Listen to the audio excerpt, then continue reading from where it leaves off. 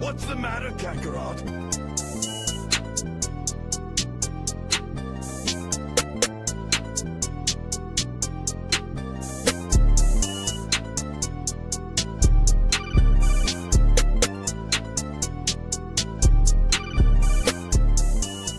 Good morning, everyone, and welcome to another Sunday service with the Blurred Church of Anime.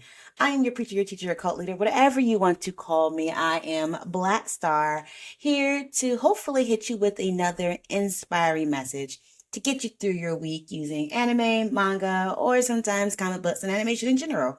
You know, we're pretty loosey-goosey here at the Blurred Church because you can be a black nerd about nearly anything, so that's what I'm going to say. I do want to say that February has started with a bang. So much is happening. I am stretched pretty thin, and boy, the lesson I want to talk about today is really because of how I am feeling inside. So I hope it gets with y'all. I will say I have so much on my plate for this week coming up.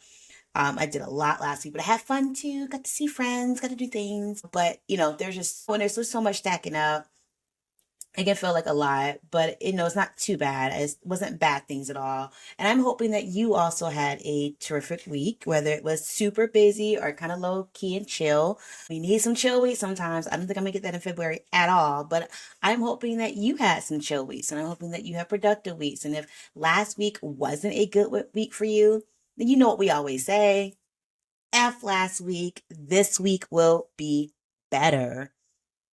As I mentioned last week, in our first Sunday episode, we will be at BlurredCon in Crystal City in Virginia slash DC. We will be doing our testimony service during our regular Sunday morning anime worship service. I hope to see y'all there. That's March 4th through 6th is all of BlurredCon, but we will be, is it 6th? Is it 8th? Look, 6th through 8th. Sorry, March 6th through 8th. I'm gonna just put the flyer up here. Y'all can look at the flyer. March 8th, that Sunday, will be when we have our session at 9 a.m. Come out, come out, come out if you're part of BlurredCon. If you plan on being there, I'd love to see you live. And actually, the message I'm going to give today is one I've given at BlurredCon. But again, it really hurt. It really touches my heart in these times of just super busyness, a lot of things that has to get done. So I'm hoping you will forgive me for a repeat if you've already heard this one, but it hasn't been locked down. Like I haven't had it recorded, which is given live to the audiences, to the worshipers that were there that Sunday. But I'm somebody who I don't struggle with a lot of anxiety. I am somebody who tends to be pretty optimistic, realist about a lot of things. But I am also somebody, if a lot of friends might tell you, well, I will take on so much. I try to do everything. I put so much on my plate. I'm just never Mr. Never Sit Still is definitely my claim to fame among my friends and my therapist. And sometimes I look back and I'm like, or looking forward, be like, oh my gosh, there is so much to be done, so much I have to do. And then I start feeling overwhelmed and I can get anxious. I don't think you have to struggle with anxiety to get anxious. I think a lot of us feel some type of way, feel anxious when we are thinking about a lot of things that are happening all at the same time. There's a couple of things I do when I am feeling super duper anxious. One of them is Steven Universe, which I have said before is therapy. I remember my first semester in grad school, in divinity school, my first midterm, they let us listen to music, and I just had Here Comes a Thought, like that song on repeat. It's like, you're okay, you're okay, you're okay. Just breathe, like, oh, just to kind of like mellow me out. Because I knew the material I had studied, but I'd not been in school for a while. I was just so worried about like how was I gonna fail my first midterm type of thing. And then something else that I have loved and has been an inspiration to me for decades comes from a little shoujo. Maybe you've heard of it. It's called Fruits Baskets. All right, Fruits Basket Boy, one of the first manga series I collected in its entirety, not the very first one, but one of the first ones.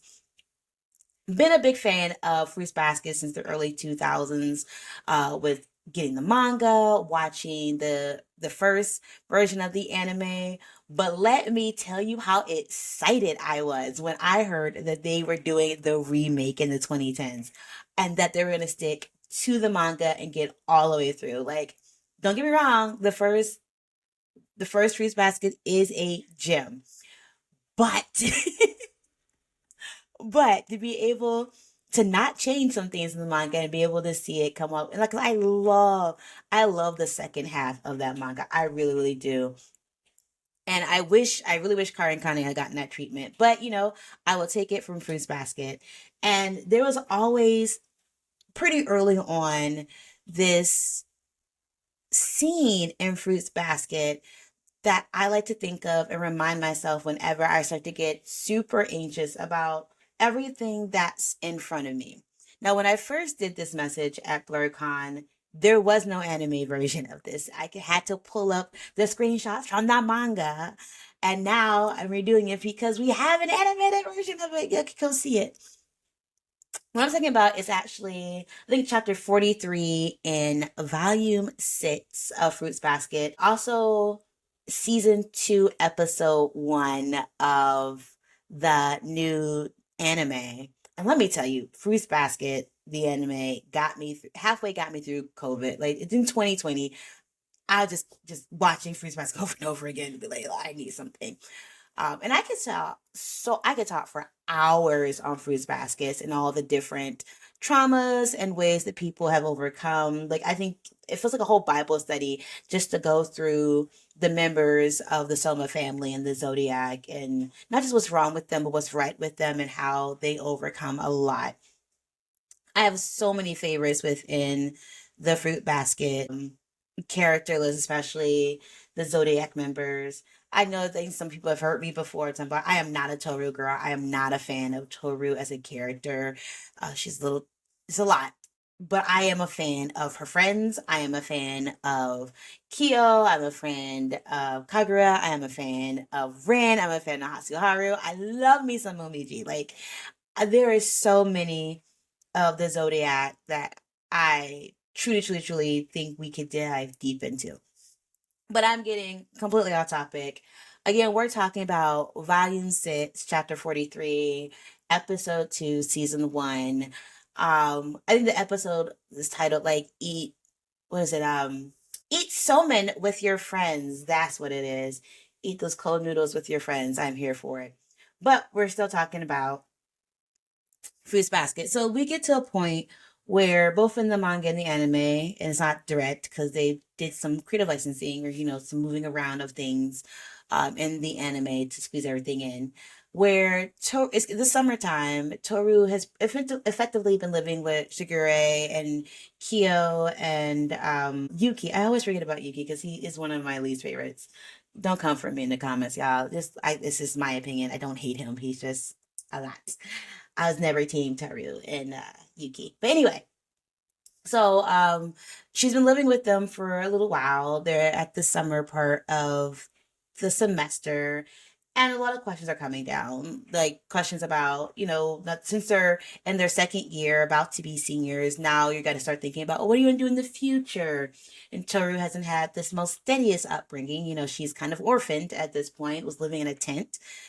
She now knows about the Soma curse. She is kind of dedicated to helping to break it. She knows about Kyo's cat curse. She's trying to like figure out how to break it. She just feels like she has so much on her shoulder. And she's the kindest of people, which is why, she is fabled shoujo hero, but she's not always the craftiest or smartest of heroines. And so when she starts overthinking things, she tends to overheat like she's a car. They just, going around in circles, which I think most of us at some point, I'm not, no throwing shade to Toru on this. I think a lot of us feel that way where you start really like seeing the immense future of things coming up and the decisions you have to make. We can all start to feel a little anxious, which is very fair. I think all of us has felt anxious with the sheer amount of responsibilities and things that we think we have to do. So after she like starts to to freak out a little bit. Shigure, and one of his best moments comes in and he sees Toru in tears, effectively like unable to calm down. And he says some of the coldest lines.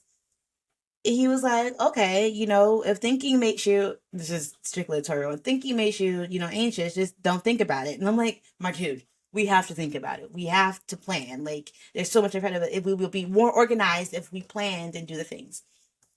And then he moves on. He's like, okay, let's say you have this big load of laundry, huge, and there is no washing machine, no dryer. You have to wash it all by hand. And you look at this mountain and you feel overwhelmed. Like, will I be able to clean everything? He's like, well, instead of looking at the big picture, just start with what's at your feet.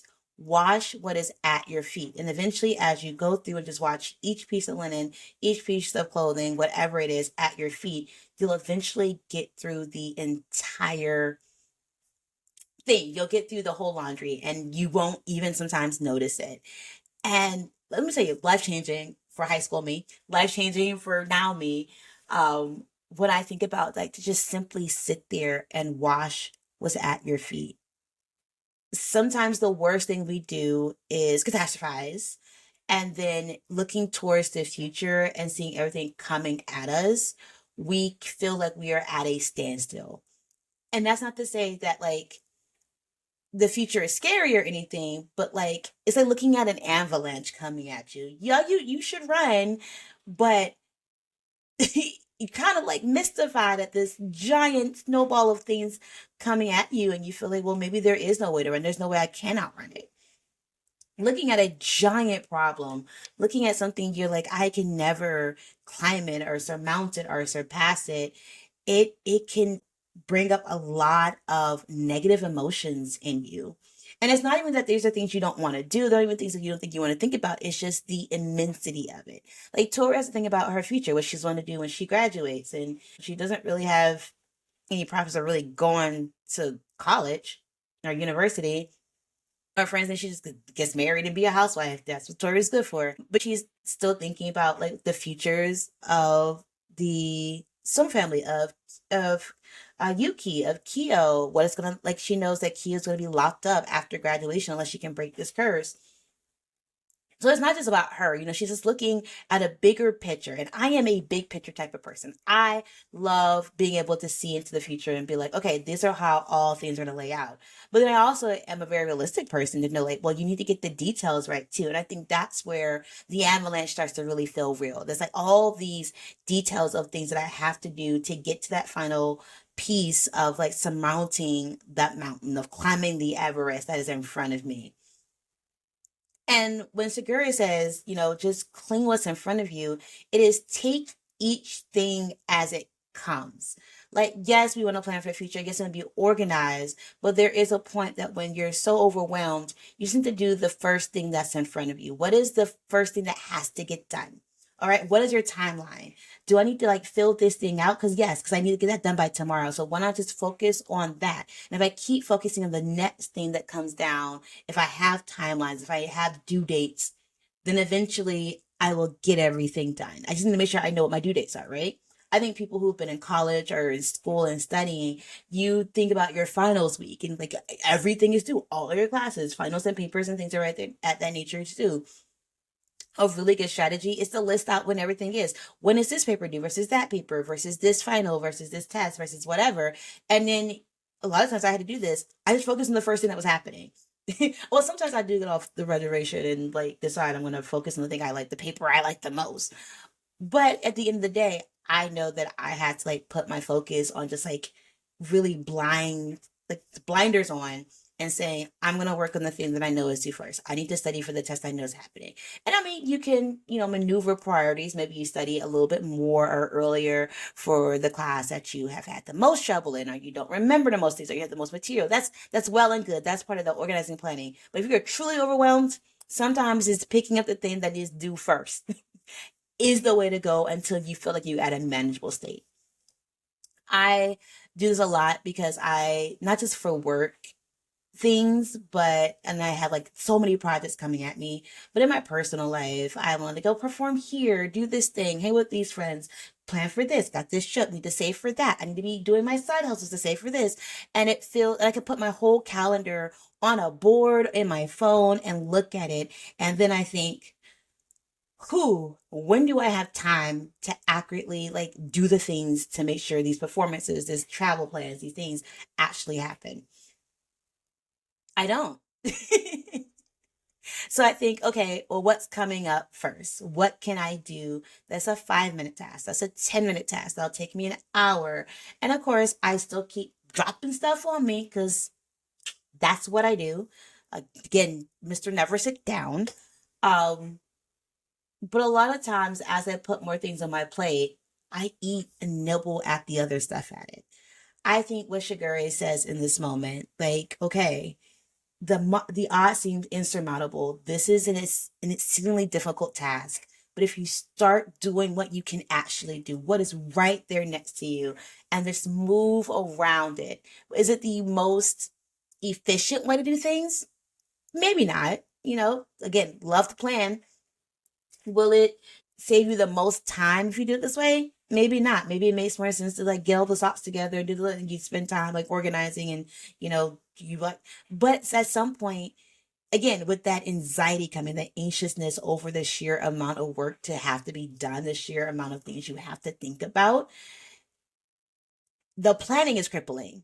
The stopping and thinking about it is crippling. But when you just start to do it, there are times when you really think about, oh, okay, I'm seeing a pattern in how I do things. So maybe I am washing what's right in front of me, but now I realize that the sheets are taking me so much longer. I will just, push the sheets to the sides as I keep washing the socks. And if I keep doing that, then eventually I'll have nothing but sheets and I could probably do them all together. Like as you start moving through it, again, maybe not the most efficient, maybe not the most effective, but you start making plans as you go along and you notice things.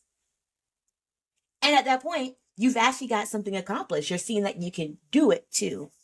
So I live a lot by this. Where yes, life would be so much better if I was more organized, if I had that planner out, if I stuck to the plans that I said.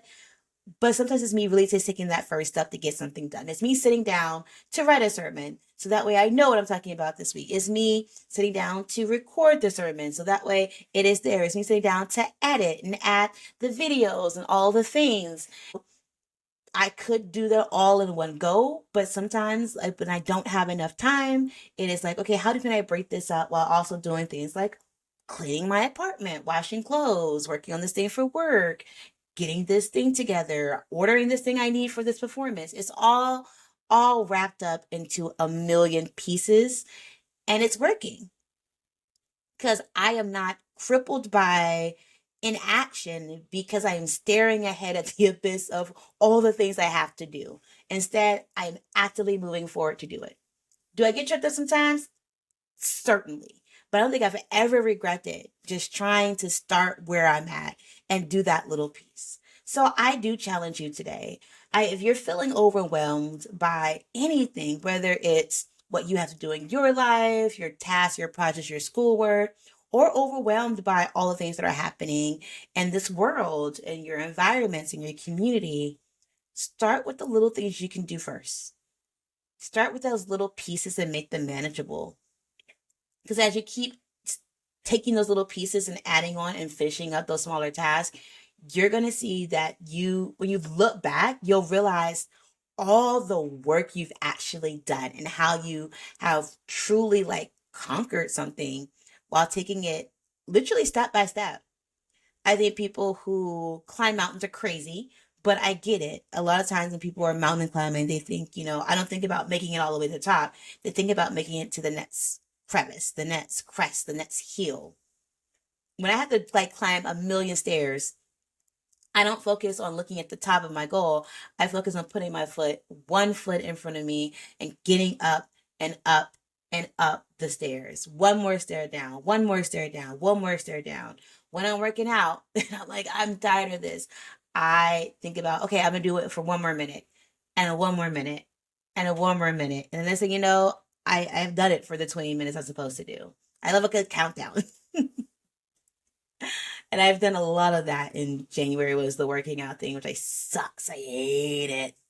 But I think it's a really good lesson, life lesson to get through really hard times and really frustrating times and times again that can make you so anxious that you feel like you can't do anything because you can.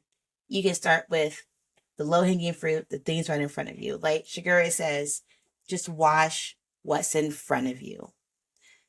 I'm going to end on that note. I am, again, going to be at BlurCon. Hope to see you there.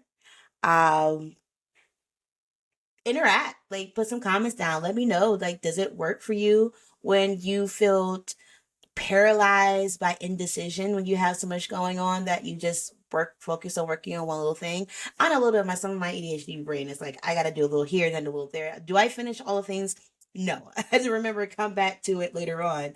But it does feel like I actually started something. I did wash half the dishes at least, not so now the pile doesn't look as big. And I started vacuuming. And I did at least a load of laundry, right? As it like piles up, doing a little bit in a little ways does make me feel better that like I'm accomplishing something. But yeah, I'm just saying, I'm rambling at this point. But yeah, Fruits Basket, if you haven't watched the anime, read the manga, especially if you're a JoJo fan, I highly recommend it. Like all the drama, all the love triangles, all the things. Heartbreaking. Like so many options to choose from depending on who your favorite characters are. If you are already a Fruits Basket fan, like shout out, tell me in the comments who is your favorite of the Zodiacs. Like I'm gonna argue with you about why you're wrong, unless you choose Momiji. Uh, oh my gosh, I'm gonna get myself put on the list. It's not like that, y'all. Anyway, I will talk to y'all later. Until next time, bye. The Blurred Church of Anime podcast is produced by Black Star, aka Lauren Tillman, written by Lauren Tillman, and hosted by Lauren Tillman. Music created by EL47.